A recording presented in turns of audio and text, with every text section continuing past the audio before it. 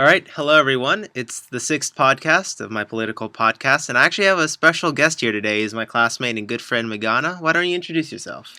Hi there. I'm Magana Kabugi, and I'm a junior, almost a senior here at American University. I'm majoring in literature, but I'm very interested in political science. So I'm glad Alex invited me as his guest today. Yeah, so Magana and I are going to be covering some three really relevant topics, especially with this recent shutdown fiasco. So we're going to be covering first the gridlock that's just happening in Washington, talk about why it's happening, solutions to fix that. Our second topic is going to be voter ID laws, which have become a lot more prevalent in the last half decade, and we're going to address that. And finally, our third topic, we'll be covering modern day race issues in the United States. So with that being said, let's talk about gridlock. So I actually want to start with the shutdown. I just want to hear your thoughts on just that whole shutdown situation, costing 24 billion, lasting 2 weeks. Yes, this shutdown is really interesting.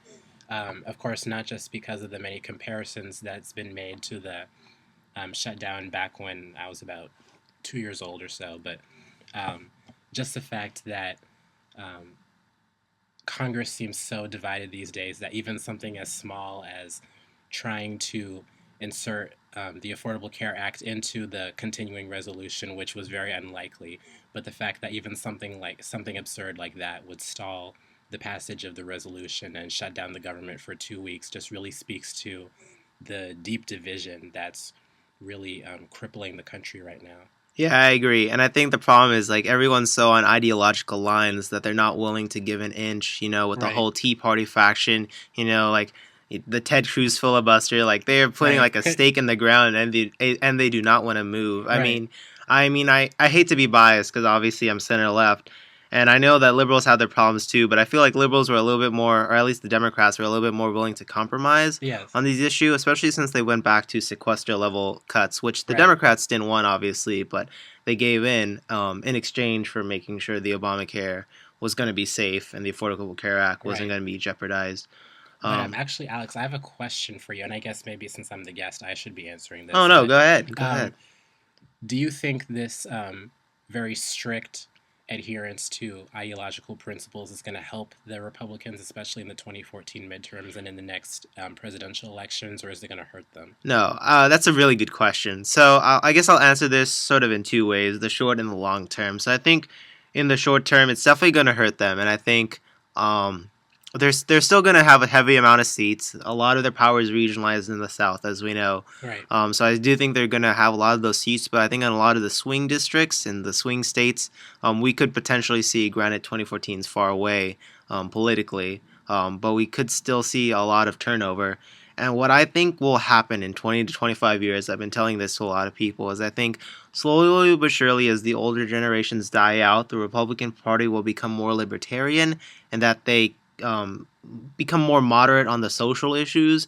I mean, it's more than understandable that they're going to continue being conservative economically, and that's right, fine. That's where a good debate should lie. right, But I think the social issues over time they're gonna slowly cave, but it's gonna be a long process. Like I said, 2014, there will be some turnover, hopefully for the Democrats, but I think Republicans will still control a lot of seats. Who's gonna win? I really do not know at this point.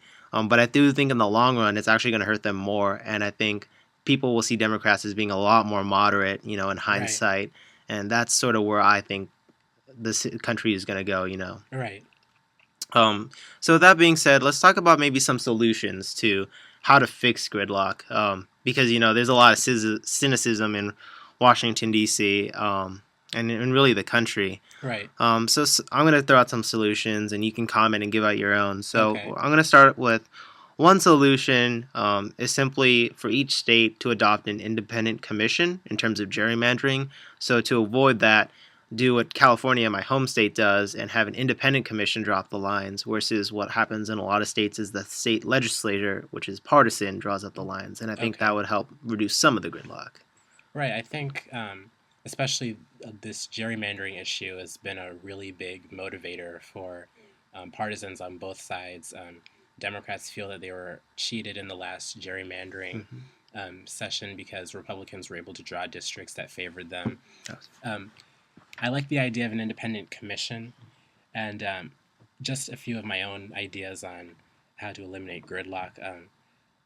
I think a lot of the reasons why Republicans and even Democrats are doing a lot of posturing these days is because of their perception of what their constituents want.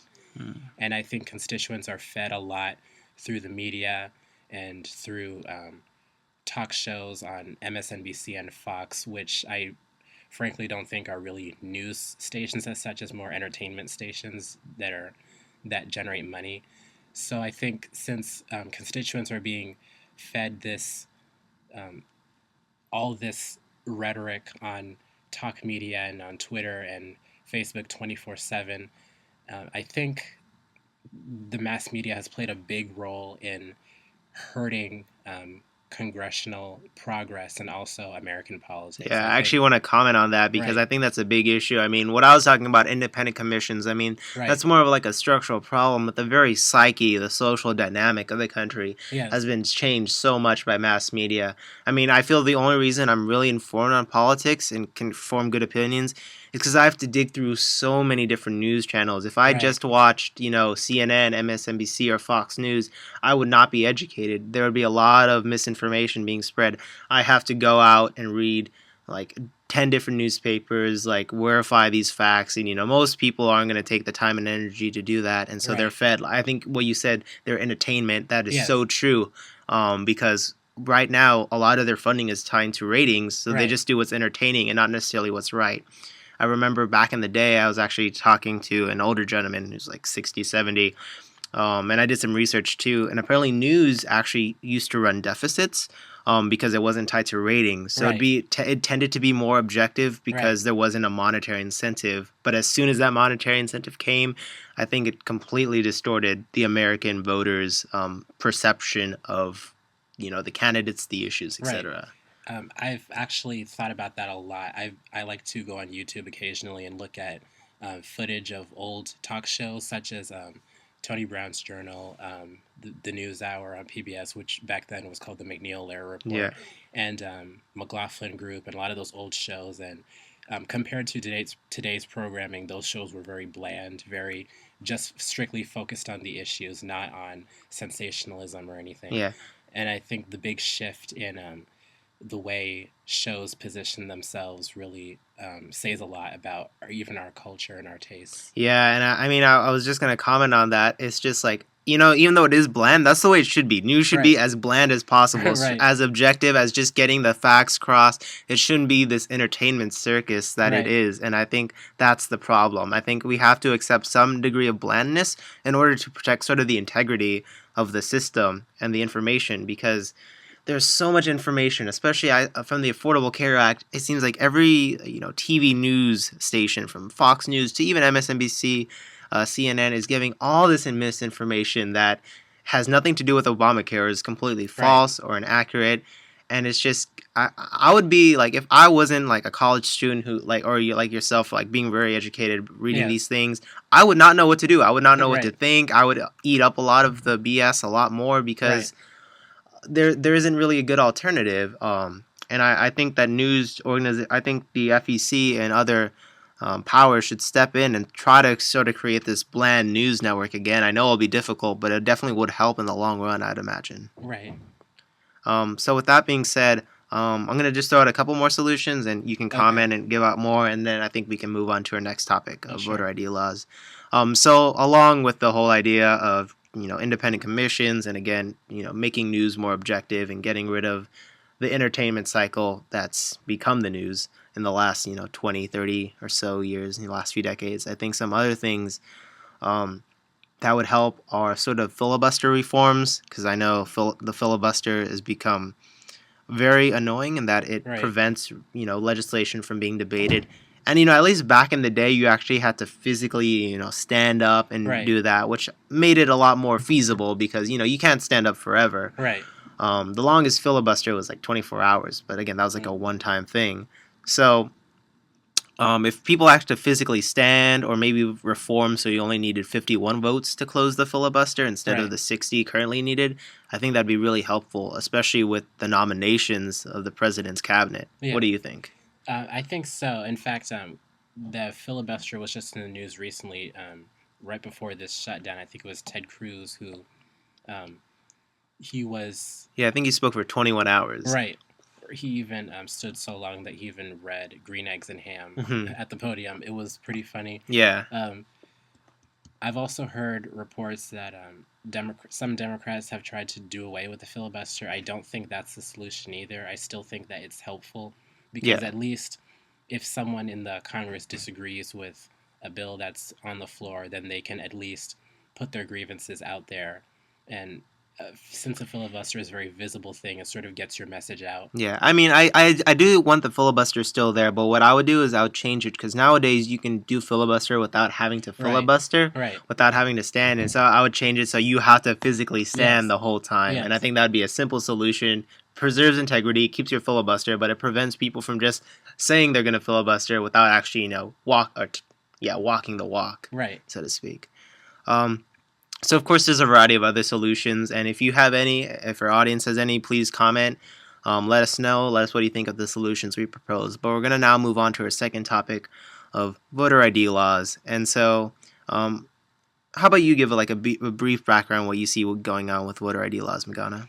Well, I started noticing the voter ID legislation movement um, sometime in 2012, right before the election. Mm-hmm. A lot of state governments, particularly those run by Republicans, started passing laws that claimed to target voter fraud. Um, a popular Republican argument is that a lot of dead people are on the voter rolls, and especially people who are not registered to vote, including illegal immigrants. And so they claim that this new legislation will make it easier, in fact, easier for people to vote, so that they won't be questioned when they go up to I guess, the registrar or to the front desk at the polling precinct um, to vote. On one hand, I understand that voter fraud is a very legitimate concern, but on the other hand, I just find it very curious that of the timing of this movement. It happened just before a major election was about to take place, in which an African American was a major candidate. Mm-hmm. And a lot of this voter fraud is also being passed in states with substantial minority populations. So I'm just sort of wondering if this is a major concern for them. I'm wondering why they didn't pursue this, especially before the 2000 election, and also if there's possibly a different way they can go about this instead of specifically targeting certain voters. Yeah, I mean, to me, I think the voter fraud is a little bit of a Trojan horse, because I mean, yes, voter fraud does occur, but as we've seen, all the estimates have shown it's such a small amount. No one goes to the ballot place and commits voter fraud. Usually, most voter fraud they actually find is Right. in absentee ballots, and by definition, if you have an absentee ballot, that means you're not showing an ID or anything. Right. So I don't think. I mean, they say it's the real reason, but there's some really telling things, and I have two things to back this up. So the first was it was in the 2012 election. I forget who said it. Maybe you remember, but there was some sort of Republican official who was like, this is going to help the Republicans win, kind of Yes. showing the true colors. Right. I think it was someone from Pennsylvania. I could be wrong, but I know there was some Republican official saying, this is going to help Romney win, not Obama, showing the Right. true colors. Right. And then The Daily Show actually did a really good piece on this, where they had to track this voter ID law, and again, they got the guy to cave and say this is basically just hurting Democrats. Helping Republicans. It doesn't really have anything to do with voter fraud. Right. And a simple way of weighing the law and seeing if it's good is most of these laws, the estimates are that they're disenfranchising more people than the amount of voter fraud that exists. So Yes. by definition, it's a bad law. I mean, on one hand, if they caught more voter fraud and didn't disenfranchise a lot, maybe I'd be for it. Right. But the fact that they're disenfranchising such a large portion of people only to get maybe 1-2 ballots of voter fraud just seems ridiculous to me. Right. So let's talk about North Carolina's voter laws, which were Yes. extremely excessive. So the ID argument makes some sense, but of course, it definitely hurts minority or at least poor communities because many of them don't drive or have a license and have to go out of their way to get an ID. But I do see some arguments for that. But what I don't see is with North Carolina's voting, laws, they closed early voting. They reduced the amount of like pre-registration and things like that. I don't believe you can do same-day registration anymore, and they're putting all these barriers that don't make any sense. I mean, Right. I would feel like, okay, maybe the ID thing, but now you're hurting, people's chances on voting early since voting day is not a federal holiday. Right. You're disenfranchising a lot of people. Most minority group, they found about, I think it was 70% of African Americans voted early in that state. So I definitely see an inherent bias with that law. Right. Especially the governor, Governor Pat McCrory of North Hmm. Carolina. Um, he was criticized, in fact, for that entire legislative session because the Republican legislature also passed a law banning Sharia law in the state of North Carolina, which I thought was Who, pretty funny when because is Sharia law gonna become a problem in North Carolina? Like, I just don't understand that. right. So right, it's just things like that that sort of make people question whether the Republican Party is really ready for prime time. Hmm. And in fact, just yesterday, I was watching an ad on YouTube where the RNC is rolling out this new. They have, I forget what it's called. The last three letters of a website, like .com. like yeah, like .com, edu. They're now releasing something called .gop so that you can Wow. express your Republican identity through your website URL. That's pretty extreme. Right. I'm gonna say. So they're trying to find ways to stay relevant, but I would say that they're trying a little bit too hard. Hmm. And so, okay, so this is going to tie into voter ID, and I think it's something we should discuss. So one of the reasons a lot more states have been able to pass voter ID laws, including, areas of my home state of California, which is by no means an overall Republican state. Right. But I think, and this is, is going to get into a big issue, but I think one of the reasons you've seen a lot more, and a lot more has happened because the Voter Rights Act decision Right. that happened in summer, which gave sort of the ability for these states, because it used to be in the past, if they were under sections 4 and 5, they had to Yes. get pre-clearance from the Right. DOJ to do any of these things. But now that that's gone, Right. they can go full force. And so you've seen a lot more states adopting this, and Yes. that's my fear in 2014, is that maybe the Republicans would normally get hurt, but with these voter ID laws, it might disenfranchise a lot of voters and give them an edge. Right. So not that I like the decision, but what was good about the Supreme Court decision was it still allowed for the Congress to decide a standard. Right. If they could create a better standard. I have a suggestion, and I want to hear your thoughts on that. Okay. So I mean, I wish they had kept the Voter Rights Act, but I think a good standard, and it's not likely to pass in Congress, but just simply apply it uniformly, all 50 states. That way you can cover all the bases. I mean, it would be a lot of logistical support, but I mean, it's definitely the fairest standard. You're not discriminating if you're covering all the states. Right. So I was wondering what you thought about that.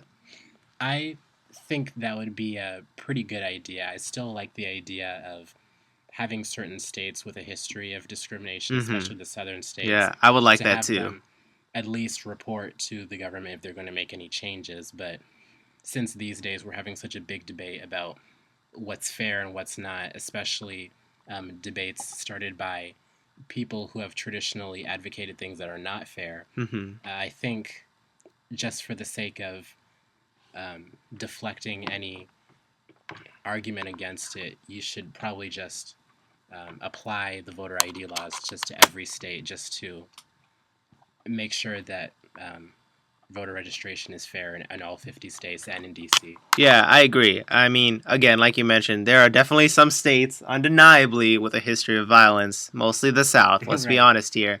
It started with the Confederacy, and even before that. Right. But like you mentioned, I mean, I do have some sympathy for the argument that some of these states have changed. Right. But at the end of the day, there is still heavy, and we're going to cover this in a third topic. There is still a heavy amount of racism in today's society, and if we can't do those states, then at least, as you mentioned, cover the 50 states, cover DC. That way, minorities are protected wherever you are, and we can get it back on the books. Because I think that's the thing. We need it back on the books as soon as possible. Because then, we've already seen the Pandora's box open Right. with all these new states. And again, even some counties in my home state of California adopting some sort of voter ID laws. So I'm just gonna offer one quick thing that I think would be a good solution for elections, and then we can Okay. move on to our third topic. Okay. So I've always been baffled by the idea that election day is not a federal holiday. I think it's just ridiculous that it's on a Tuesday when a lot of people are working. It's hard for them to get to the polling place. I think a simple solution, I see it as really non-controversial at all, is simply make voting day a national holiday. What do you think? Right. I've always thought it should either be a federal holiday or maybe even have it on a Saturday or a Sunday if that's possible. Yeah, I agree. The only reason I'd say a federal holiday over the weekend is logistically it'd be easier because I Yes. think you only have to pass a law to make it a holiday. Right. You could just say, okay, that day's going to be a holiday. Versus, I think if you change election day, you'd need a constitutional amendment, which would be a lot harder, just Right. logistically. But again, either one is fine. Just the whole idea is people shouldn't be working during that day. Right. It just doesn't make any sense. It seems very outdated. Right. Anyway, we're gonna go into the next topic, and again, there's a lot of variety with this topic. So we're gonna probably cover this one in depth, and that's gonna be modern day race issues in the United States. So I'm gonna throw out some big issues I think are a concern, and then you can also correct me or add your own, and then we'll go into those. Okay. So you know. There's this false notion, especially by many in the conservative crowd, that racism is dead in America, but sadly that's not true. Now, to be fair, I think the United States is a lot better off. Let's not also go the opposite extreme and act as though racism is just the same as it was, Right. 40, 50, 60 years ago, because things have gotten better. Right. But it still has turned its ugly head, and it's still here. And I think some areas where we see it most prevalent is obviously the criminal justice system. You see, I think one example is blacks and whites use drugs at the same rate, yet Right. blacks are disproportionately arrested, I think 4 times more than whites, even though they use drugs at the same rates. You see higher levels of conviction for same crimes between African Americans and Caucasians. So I think the criminal justice system is probably one of the areas where I still see a lot of discrimination. That's actually the one I'm probably most passionate about. Where else do you see modern day race issues, Magana? Well, going back to the criminal justice system, I think especially the Trayvon Martin case this past Yeah. summer really showed how people feel about not only how people feel about race in the criminal justice system, but also how the criminal justice system treats people based on their race. A lot of people were very infuriated when George Zimmerman got off for killing Trayvon Martin. And then after that, we started seeing at least two of the jurors in the trial coming out in the media, giving interviews explaining why they made their certain choices. And I, I talked to especially a lot of students on this campus about this trial, and the responses have been interesting. They're mostly I've talked to people who think that the trial was a mistrial, that definitely the verdict was a bad decision. I've also read a lot of comments online where there's been a lot of back and forth, people arguing about, well, was this really about race or was it just merely an adult who killed a minor? Um, personally, I'll just say this: I really don't know what was going on in George Zimmerman's mind. Yeah, I at think the that's the time. big thing. Right. Just to interrupt, I think none of us will ever really know, what really went on in that confrontation. At Right. least like what it was motivated by. We'll talk about the decision itself and the jurors in just a Right. little bit, but I think going on like whether George Zimmerman killed Trayvon because of race, I don't know. Right. So I can't really make a judgment, and there's no really way to ever fully know. Right. But we'll talk about the justice system in just a bit. So continue. Right. And at the same time, while I don't know why Zimmerman exactly killed Martin, I do know that the way the situation looked, a young black man being killed by an older, I guess you can say Hispanic, some people say white Hispanic man, it, especially for African Americans, it was very reminiscent of old days where white people could get away with committing crimes against African Americans. And so just the symbolism and the imagery of that, I feel, was very hurtful to African Americans. But I think that's one thing that many people who are not African American have not been able to understand or have not been willing to accept. And I think that's one thing that President Obama talked about when he actually talked about the Trayvon Martin verdict. Yeah, that was one of in the his few speech. times I saw him talk about race issues and Right. really be emotional. That was a pretty good speech. Right. So just talking about like what happened in the aftermath. So as we mentioned, we don't know what was going through George Zimmerman's head, but his actions definitely implied guilt because the main thing that I point out to people, and usually people cannot argue against that, is the police officer told them not to do anything, but then he continued to he went out of his way. He disobeyed a direct order from the officer, and went and confronted he essentially started the situation. Um, just by going and following this guy. If he had left it alone, it would have been Right. fine, or if he'd call authorities, it would have been fine. But the fact that he started this confrontation, Right. and it goes to the idea of I think stand your ground is one of the dumbest laws ever. Usually, just in terms of morality and legality, most states, including my home state, use what's called the retreat law. So that's Right. in certain circumstances, if there's a safe retreat, do not fire. The whole idea is to save lives. Right. Only if you're like directly gonna die in most states can you use lethal force. Right. But in this case, it makes no sense because if you follow the logic, it means you can start a fight with someone. You could be the one starting the first punch. Oh, they hit you back. You can shoot them because you feel imminent danger. And Right. so I think it just sets a horrible precedent. I want to hear your thoughts on that. Right. I think the stand your ground law definitely needs a second look, and some of that language needs to be clarified because as it stands now, anybody can claim that somebody posed a danger to them and they can react in whatever way they want, which is very dangerous. But unfortunately, the Florida legislature and the governor has made it clear that they will not address this issue at this time. Yeah, hopefully in 2014 and future years that'll change. Right, especially since Florida is having a gubernatorial election next year, and I think they also have a Senate seat up for re-election. Yeah, that's the thing. 2014, not just as the midterms, but there are so many governor elections going on. California, Right. New Jersey, I believe, No, Pennsylvania. New Jersey's Not this not year. no Oh, no. junior. Yeah, but just a lot of states. Florida, like a lot of yeah. I'm just gonna say a lot of states. I don't know the exact number are having governor elections. That also means the state legislator is gonna be up for grabs, and I think 2014 will be a pivotal year. Right. A very pivotal year. So with all this stuff going on, I'm very curious to see what happens. So let's go back to the criminal justice system for a little bit. So I think the Trayvon was a good example of some of the problems.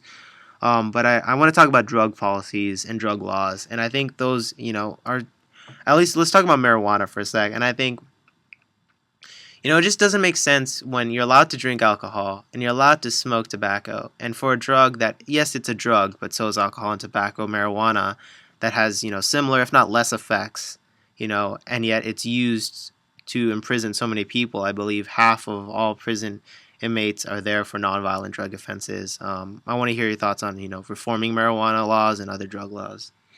Well, this is actually, first of all, full disclosure, I'm actually not a fan of the legalized marijuana movement. Okay. I understand that just like tobacco, marijuana is a drug, and even though tobacco and alcohol are legal, I still don't think marijuana should be legalized. I think that if they are, I know a lot of states already have legalized it for medicine purposes. I think that should be very closely regulated because even that can get out of hand also. Yeah. And I've heard a lot of statistics, especially by libertarian proponents, who say that legalizing marijuana will make it less likely that people will abuse it. I'm not quite sure that that's foolproof. Yeah, I mean, okay, so this is one we're going to have a disagreement on, which is fine. I think that's a good discussion. So I'm actually for legalizing marijuana. And it's interesting, too, because we both don't drink, don't do drugs, but I still am in favor of that. So I think people on my side make sometimes bad arguments. I think the idea that, drug use is going to go down or somehow it won't be abused is a false number. But I do think one of the strongest arguments we have on our side is, half of all, major car accidents involve alcohol, and 1/3 of homicides involve alcohol. Right. Yeah, and each year thousands of people die of alcohol-related deaths, and hundreds of thousands die from lung disease and other tobacco, like smoking-related things. Yet there's been a zero overdose on marijuana, and marijuana-related deaths, probably in the single digits. So that's one of my advocacies is that, I just want like a consistent standard. You can't say, some drugs of this caliber are illegal and some not. But just going back to the criminal justice system, I still think, though, that the drug policies, and this is sort of one of the reasons I'm for legalizing marijuana, is that then they're used as weapons to, discriminate against certain groups of populations. In this case, heavily African Americans and also Hispanics, because I Right. come from California. I know that's also a big problem. Um, but I do think that, just overzealous drug policies, though, and at least maybe not. Maybe if you're not against the legalization, but at least for ending, these mandatory minimums and Right. some of these other for the nonviolent. Like, I don't think like if someone's all they do is possess marijuana. I think it should not be a felony, and it should not be something heavily prosecuted. What do you think Right. about that?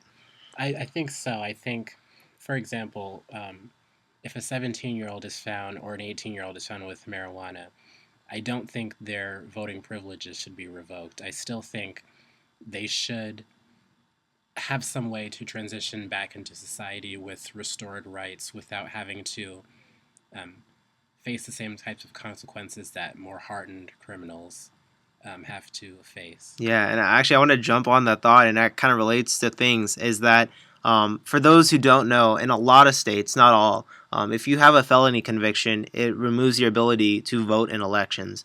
So some states have it where you can vote while you're in prison and you're a felon, but that's only like 2, 3 states. Right. Some states have it where while you're on a felony charge, you can't vote, but once you get out, you can. But then a lot of states also have it where you can be out, you can be, done with your entire sentence, but you still can't vote if you're convicted of a felony charge. Right. And I think that's actually because African Americans are disproportionately placed in prisons. I think the statistic is 25% of African American males, or maybe is it 1 in 10? I forget, but a large amount of African American males are disenfranchised because of that, and I think that's a huge problem. Right.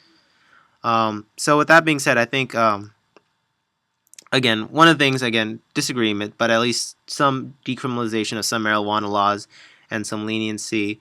But also on the racial issues, what do you think is going to help in the long run change? Because it's still a big problem. Change, jurors' views on looking at African Americans and other minorities, including Hispanics, when it comes to going to jail and for certain crimes. Because a lot of times innocent African Americans, especially talk about the death penalty, Right. sometimes get convicted, and a lot of it is racially biased. Not all, but some. Right. So I want to hear your thoughts on how we can change that in the future. Well, I think earlier we were talking about perception and how that sort of shapes politicians' ideas on how to place their base. So I think part of the reason why a lot of jurors make these decisions is because of their perceptions of African Americans and of other minorities. So I think we need to reform laws and sort of level the playing field to provide people more opportunities so that they can, I, I guess, go to school or get jobs, and so that those sort of stigmas and stereotypes can sort of fade away. Yeah, I think that's definitely a good thing. Put positive images. Show the successes slowly over surely. Change the culture to really Right. really be accepting. But I definitely think that we also need to end certain policies that pretty much only go after certain races. Like, you look at the stop and frisk in New York City. Right. Luckily, I think recently a judge ruled it was unconstitutional. But before, I mean, I believe more people were stopped than the amount of more African Americans were stopped than the amount of African Americans in the area, meaning double counting.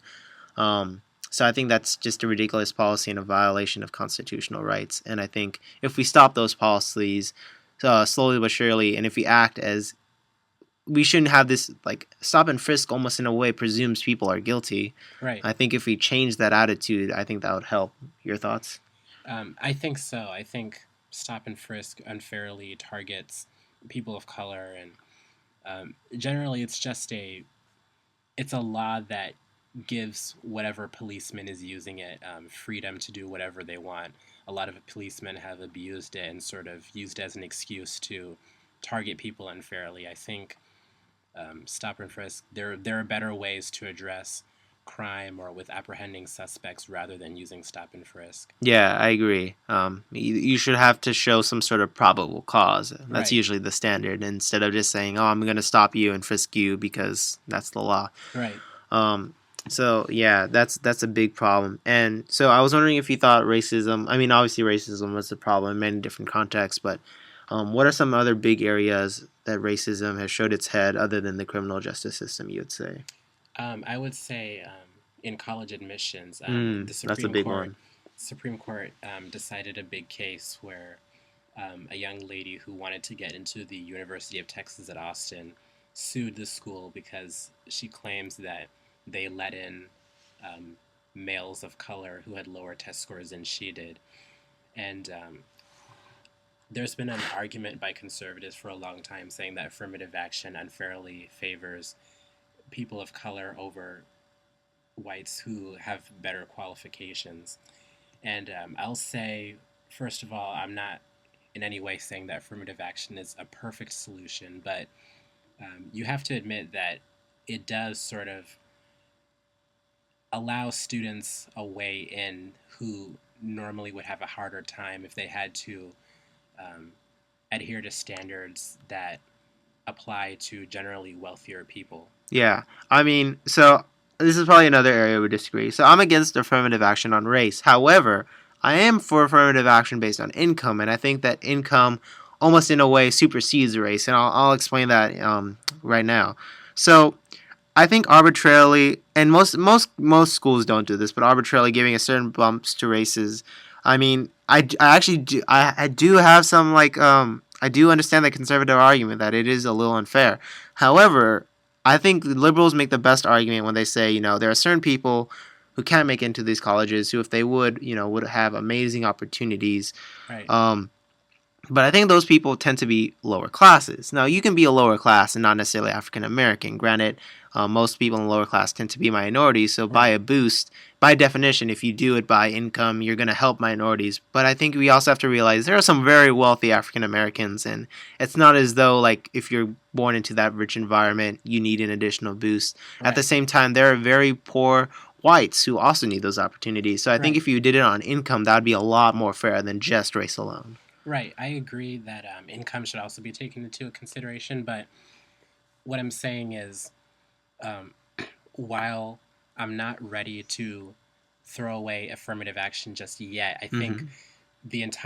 the way the entire educational system is set up now, we need to dramatically revamp the educational system Oh yeah, so that we don't have to rely on affirmative action at all to yeah, give blacks and whites and poor and rich equal opportunities. I think the way the educational system is set up, especially here at American University, the tuition keeps going up yeah. substantially every year. Um, more and more. In fact, this is something very interesting I've been reading.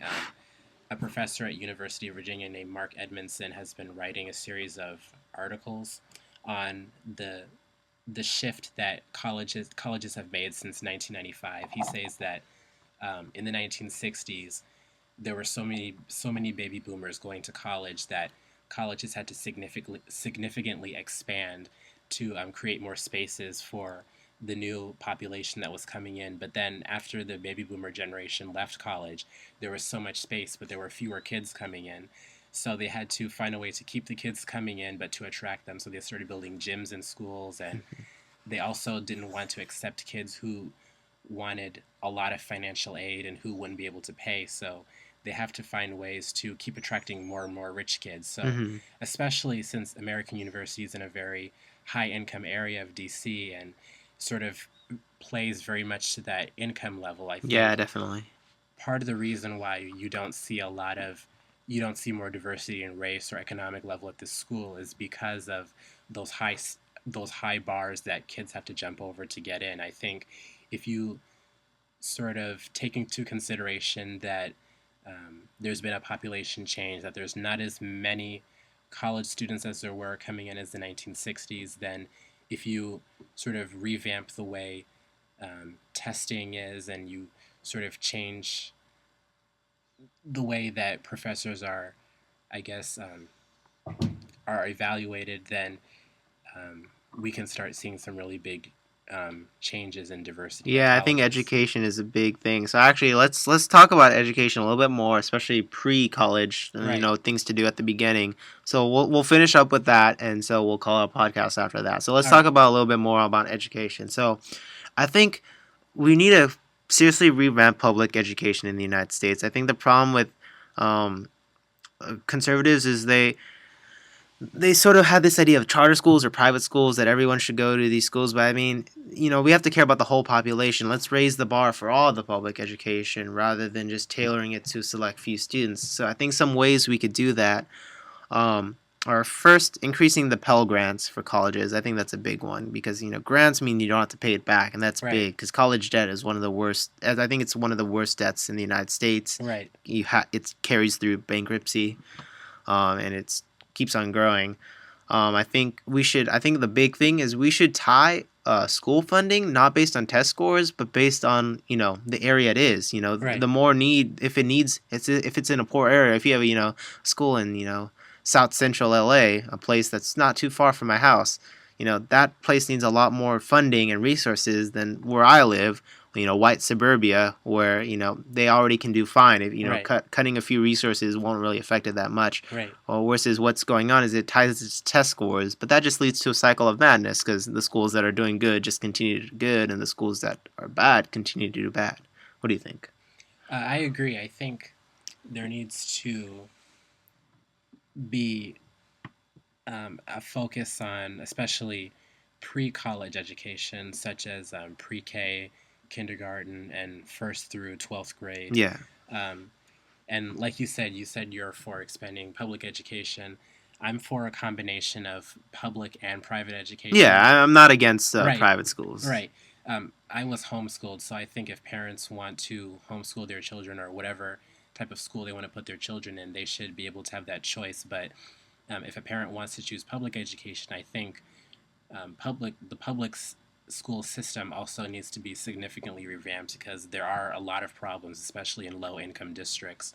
Yeah, Um, Poorer schools are not as well equipped as the richer schools. For example, I live in Northern Virginia, and there are two different school districts that are very close to each other but are very different. There's the Alexandria City system, which has some of very poorly performing students and um, could use some more funding. And then there's the Fairfax County, Virginia system, which is very wealthy. It has one of the most top-rated high schools in the country, the Thomas Jefferson School of I think it's math and technology. hmm So those those two systems are very close to each other, but for some reason they're not equal. So we need to, I think, get to the bottom of why those school systems are so different. Yeah, and again, so I actually went to public school for high school and pretty much my entire life, and so the and I have a similar dichotomy. You mentioned the one in Virginia, so I go. My district is the William S. Hart School District.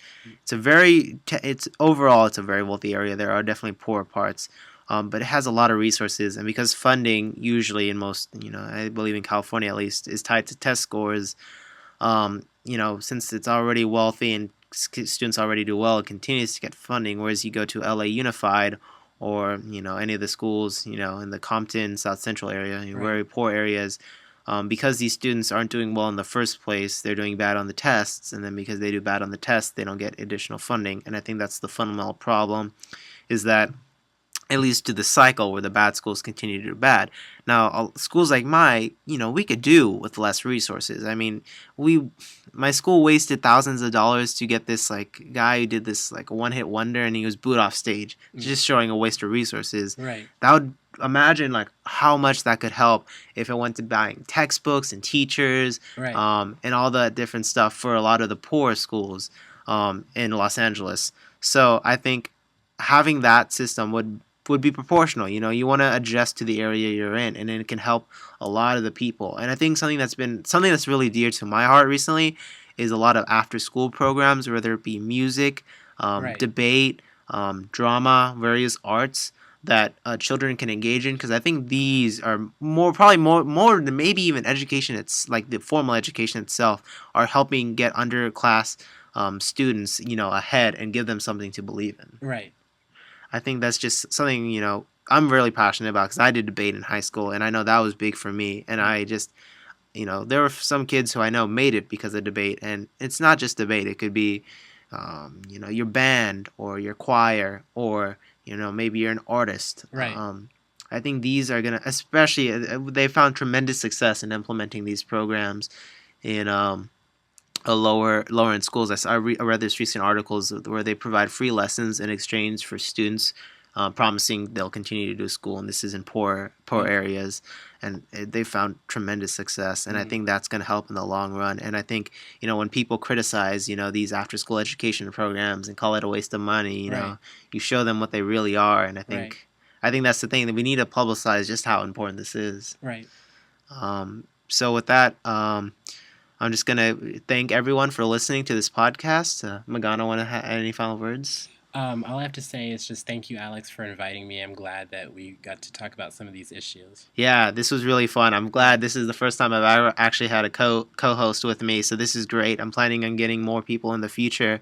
So for all those listening, if you have any comments, if you disagree with us, have something to add, please comment below, message us.